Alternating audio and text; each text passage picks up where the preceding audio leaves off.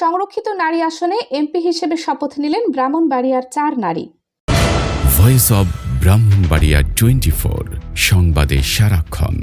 ত্রয়োদশ জাতীয় সংসদের সংরক্ষিত নারী আসনের সদস্য হিসেবে আজ রোববার 3 মে শপথ নিয়েছেন ব্রাহ্মণবাড়িয়া জেলার 4 নারী।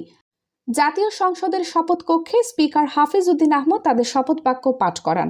ব্রাহ্মণবাড়িয়া জেলার জন্য এটি একটি গুরুত্বপূর্ণ অর্জন হিসেবে দেখা হচ্ছে। এবারের সংরক্ষিত নারী আসনে বিএনপি ও জামায়াত জোট থেকে এই 4 নারী সংসদ সদস্য হিসেবে মনোনীত ও নির্বাচিত হয়েছেন। শপথ নেওয়া 4 নারী হলেন নবীনগর উপজেলার সানজিদা ইসলাম তুলি বিএনপি, ব্রাহ্মণবাড়িয়া সদর উপজেলার প্রকৌশলী মার্দিয়া মমতাজ জামায়াত, বিজয়নগর উপজেলার নাদিয়া পাঠান বিএনপি এবং কসবা উপজেলার রোকেয়া বেগম জামায়াত, যিনি জুলাই আগস্টের ছাত্র আন্দোলনের নিহত শিশু জাবির ইব্রাহিমের মা। একই জেলা থেকে একসঙ্গে 4 জন নারী সংসদ সদস্য হিসেবে শপথ নেওয়ায় ব্রাহ্মণবাড়িয়া জুড়ে আনন্দের আবহ সৃষ্টি হয়েছে।